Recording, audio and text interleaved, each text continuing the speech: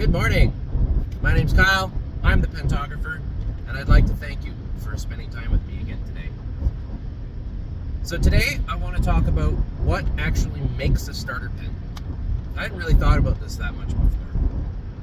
I just kind of went along with pretty much everyone else's, it's a starter pen. But I want to dig into it because, I don't know, it's an interesting idea. Like, what do you mean by starter pen? I guess really what starter pen would mean would be like the first pen you would buy, the first sort of, do you want a cheap pen to get into the hobby? Are you just kind of exploring and trying to figure out what you like?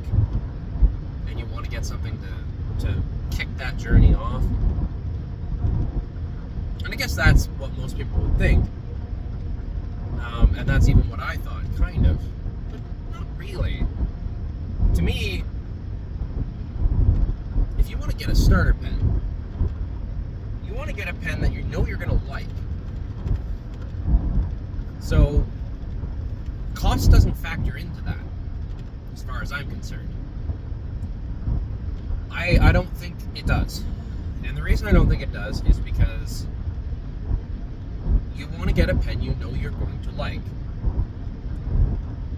And you know you're going to use it. So, you get something you like, you do your research, you read reviews, you watch videos, you do whatever you can to get as much information about that particular pen as you possibly can. And once you're done gathering information and figuring out which pen you'd like, you buy it. And that's it. There is no, well, this pen's cheaper, so if I don't really get into it, I won't, it's not a lot of money. Get the pen you like. So, my example isn't extreme, but when I first bought a fountain pen, I actually got a TWSBI. It was the Diamond ALR, and it was the sort of gold one.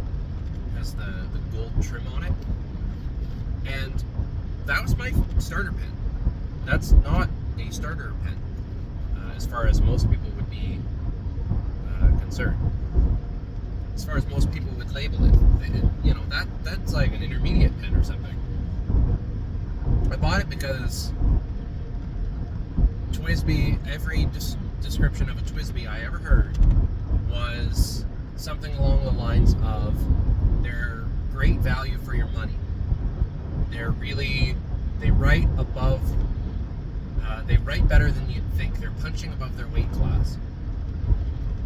Those are the descriptors you hear when you hear about TWSBI. So I was like, okay, that sounds like a good value proposition for me. I think maybe I will pick up that one, and I just picked the one I liked the most. And then I actually got my wife one as well.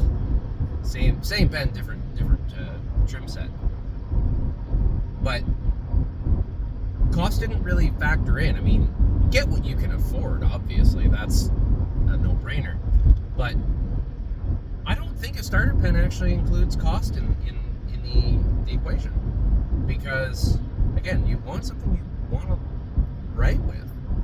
And if you don't get into the hobby off of a cheaper starter pen that doesn't write maybe as well as something that would cost a little bit more, what makes you think you're going to get into the hobby with a more expensive pen? Like, I don't think it actually matters. If you don't get into it with your super expensive pen, you probably weren't going to get into it with a cheaper one either. This hobby isn't for everybody. And so you start with what you start with because you buy what you like. And maybe you can only afford a Lamy Safari or a Majon A1 or a Sailor Tuzu or something. Maybe you can only afford that level of pen. Sure, go for it. Pick which one you like the best. Because they're all great pens, don't get me wrong. They've all got their use case for sure.